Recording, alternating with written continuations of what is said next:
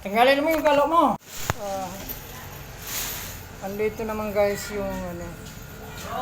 Make sure man, lumana sa laog ka. Mataran ko ka ng buhok dyan. Andito na. Andito na ano. Oh, lumana Dito ka. na. Try magmuna ka rin. Andito naman yung ano. Isa sa bida sa ating mga vlog kung saan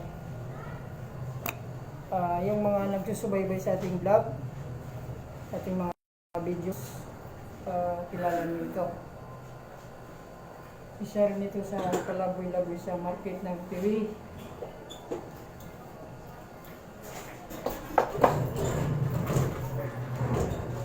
So,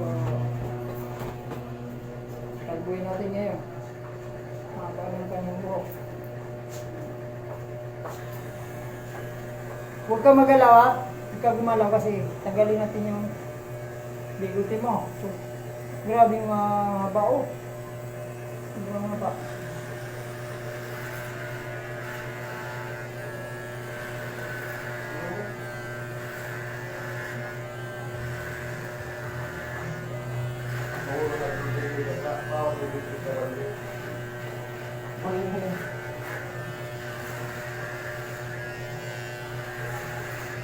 Siguro mag-isang tao na natin sinaalaga nito eh. Sa kanyang ano? Buhok.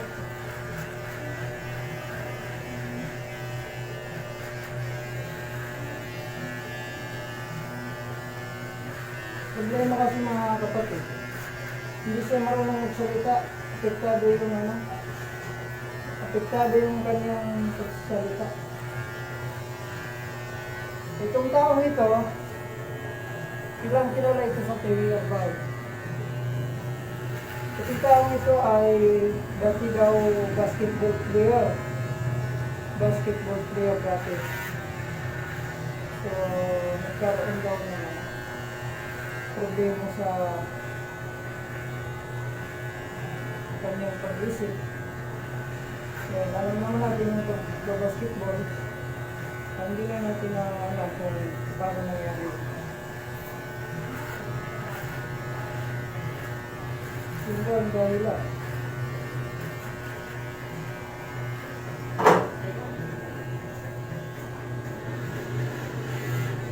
Walang paano nangyari yun. Matino daw ito dati. Hindi naman ganito. Kasi nga, basketball player to eh. Malaking tao ito, matangkad.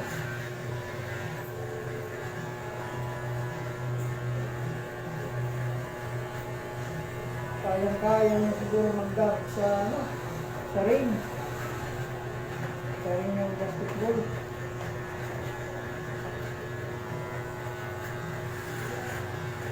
Tangkad dito eh.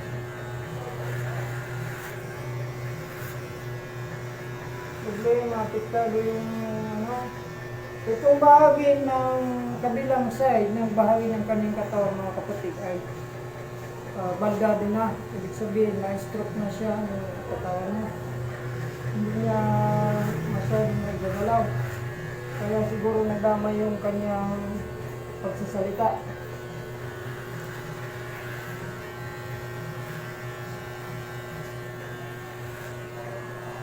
Itong kaliwang bahagi ng katawan niya, hindi niya nagagalaw.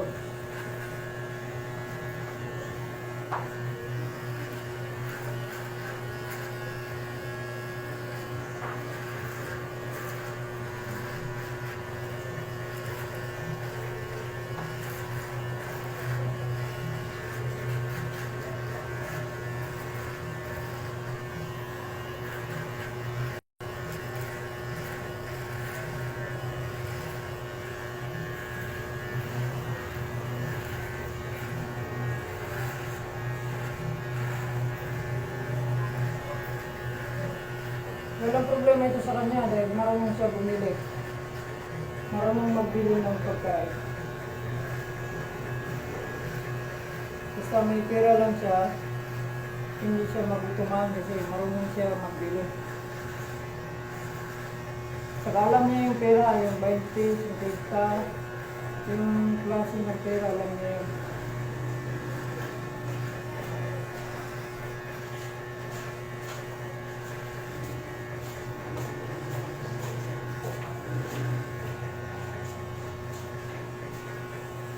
Yan. Huwag mo kontrahin ha. Mahirapan naman tayo sa bigote mo. Huwag mo kontrahin. Yan ang ayaw ko. Hindi na kita guntingan ulit. Hindi kita gupitan ulit. Nakontra mo eh. Huwag mo kontrahin. Oh, hindi matapos. Hindi ka mo malugad. Hindi na. Hindi na lang. Hindi na matapos. Kunti na lang. Huwag mo kontrahin. Pakahirap ano to?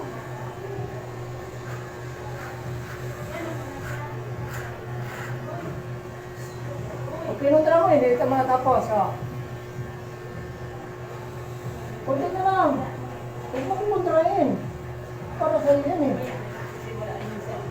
Para malinis ka. Malinis yung bigote mo. Pakahirap ko. Ako magpumindi. Abo. Huwag mo kumontrahin. Kunti na lang. Oh.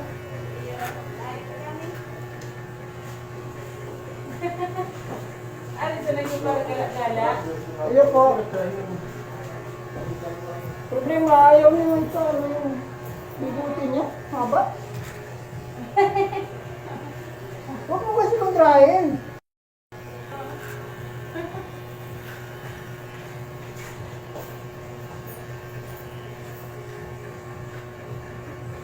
Kunti na lang. Tapos na. Ito na. Dahil ka mo malugad ka. Dahil mo na magalugad. Salit siya na. Hindi pa.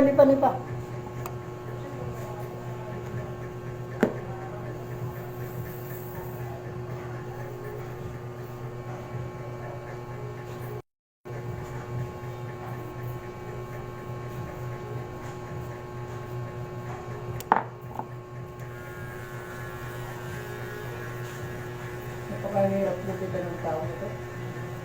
Hindi matapos yung bigutin niya.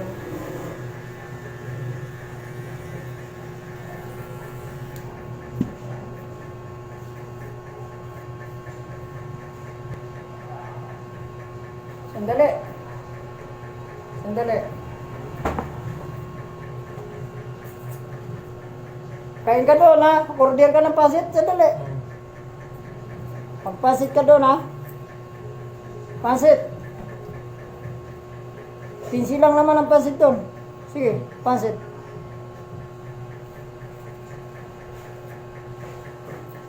Diyan sa kabila.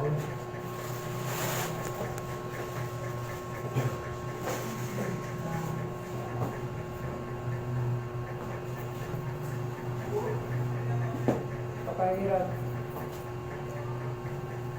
Arugahin mga kapatid.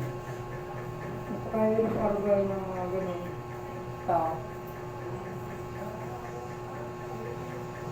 So, nakakaawa rin naman ang kanyang kalagayan.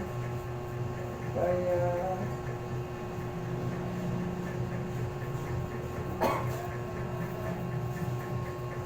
kahit ganun kahirap,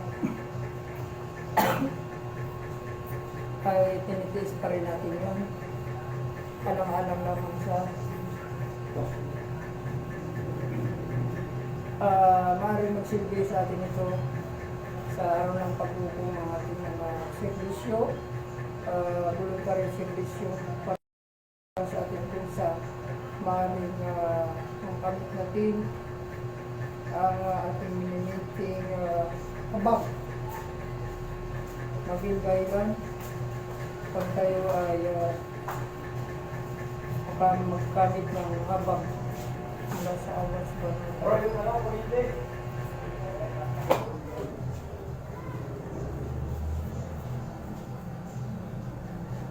At saka hindi natin alam yung panahon eh. Baka kinabukasan, ganun din yung kalagayan ko. po. Hindi natin alam yung bukas. Anong mangyari bukas. Ngayon, mapira tayo. Pinabukasan. Wala na.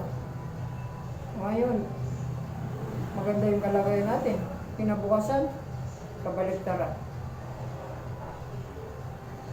So, hindi natin alam. Sana mapulutan ng aral ang ating maiksing video ito sa ating mga kapatiran sa Islam. Assalamualaikum warahmatullahi wabarakatuh.